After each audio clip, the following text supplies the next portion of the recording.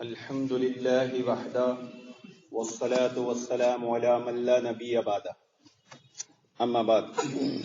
محترم حاضرین، گفتگو چل رہی تھی انما الاعمال بالنیات کہ عملوں کا دار و مدار نیت پر ہے۔ ایک سوال کہ ہم کوئی عمل کرتے ہیں تو اللہ رب العالمین کو ہمارے اس عمل میں سے کس چیز کی طلب یا اللہ تعالیٰ کو کون سی چیز مطلوب ہوتی ہے؟ جیسے کہ ہم نے اس حدیث کی اہمیت جانی تھی، سمجھی تھی کہ یہ حدیث پر دین کا دار و مدار ہے۔ یہ حدیث دین کا نصف ایک تہائی علم ہے۔ تو ہم کوئی عمل کرتے ہیں تو اس عمل میں سے اللہ رب العالمین کو کون سی چیز مطلوب ہوتی ہے؟ یہ ایک بہت اہم سوال ہے اور اس کا جواب ہر مسلمان کو معلوم ہونا چاہیے۔ کیوں؟ کیونکہ ہر مسلمان عمل کرتا ہے۔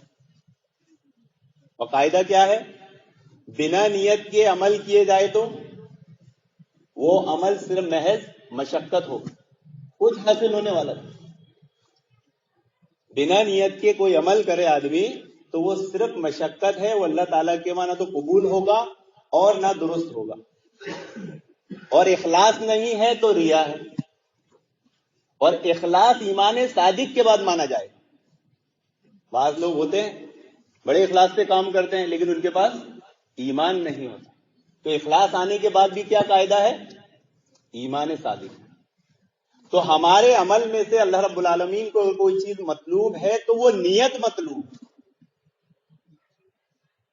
انما الاعمال بالنیات، عملوں کا دار و مدار نیت ہے۔ نیت کہتے ہیں قصد، ارادے کو، قصد کرنے کو اور ارادہ کرنے کو۔ عبداللہ ابن مبارک رحمہ اللہ فرماتے ہیں کہ انسان کے چھوٹے سے چھوٹے عمل کو نیت بہت بڑا بنا دیتی ہے، اور بڑے سے بڑے عمل کو نیت بہت چھوٹا حقیر بنا دیتی ہے، اس کی کوئی وقت ویلیو نہیں رہتی۔ ابن عیاض فرماتے ہیں کہ اللہ رب العالمین کو تمہارے عمل میں سے صرف نیت مطلوب ہے۔ اگر کسی سے پوچھ لیا جائے اخلاص کسے کہتے ہیں، کیسے پتا چلے گا کہ میرے عمل میں اخلاص تھا، اخلاص ہے؟ یہ قاعدہ مجھے خود معلوم ہونا چاہیے، دوسرے کو نہیں۔ عمل ہم کر رہے ہیں تو قاعدہ کیا ہے؟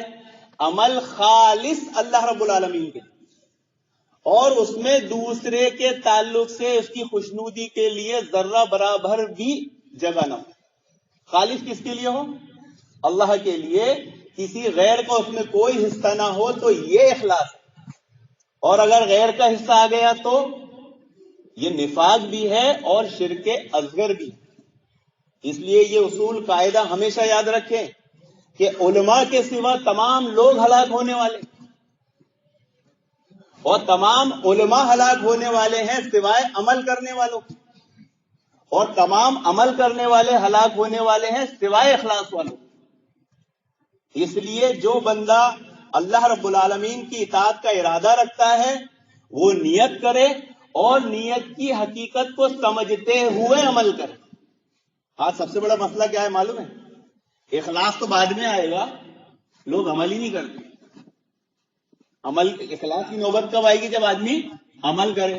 آج ہم عمل سے دور ہیں۔ تو اعمال کی تین قسمیں ہیں۔ کتنی؟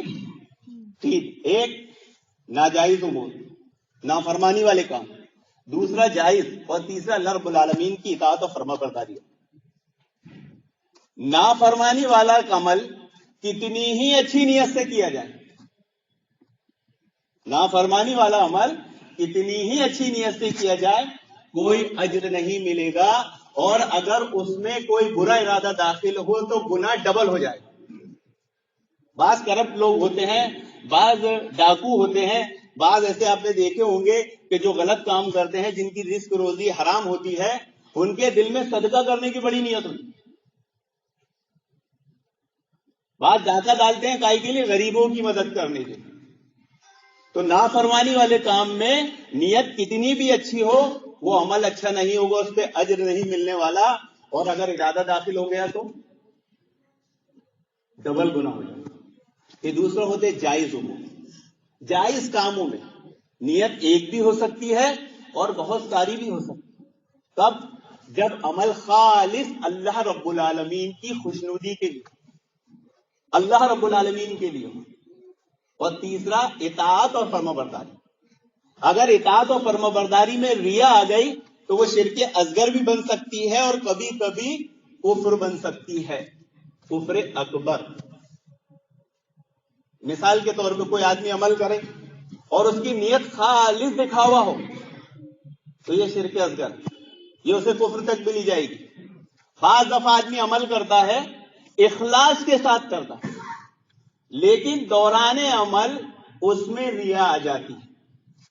وہ اخلاص کے ساتھ نماز پڑھنے کھڑا ہوا، وہ اخلاص کے ساتھ صدقہ کرنے کھڑا ہوا، وہ اخلاص کے ساتھ کوئی بھی نیک عمل کرنے کھڑا ہوا، لیکن وہ عمل جب وہ اچھا کرنے لگتا ہے اس درمیان اس میں ریا آ جاتی ہے. کوئی مجھے دیکھ رہا ہے، کوئی میرے صدقے کو دیکھ رہا ہے، کوئی میری اچھی تقریر کو دیکھ رہا ہے وغیرہ. تو ایسی صورت میں آدمی کیا کرے؟ ایسی صورت میں وہ فوراً اس خیال کو جھٹک دے.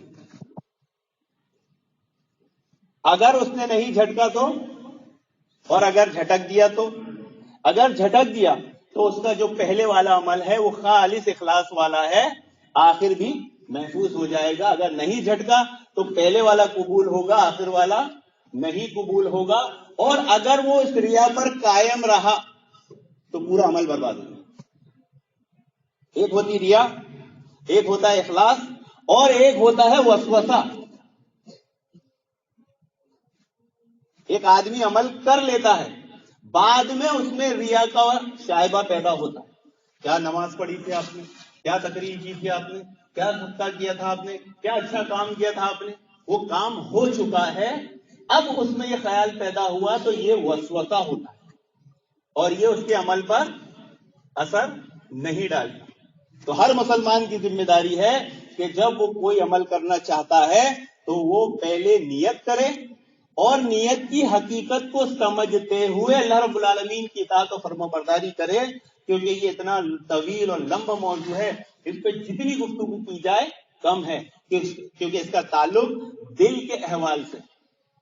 نیت کرتے وقت دل کن کن حالتوں کنڈیشنوں سے گزرتا ہے اس کا علم ہر مسلمان کو ہونا چاہیے، کیونکہ ہر مسلمان عمل کرتا ہے اور بنا نیت کے کوئی عمل قبول ہونے والا نہیں، بلکہ وہ محض مشقت ہوگی.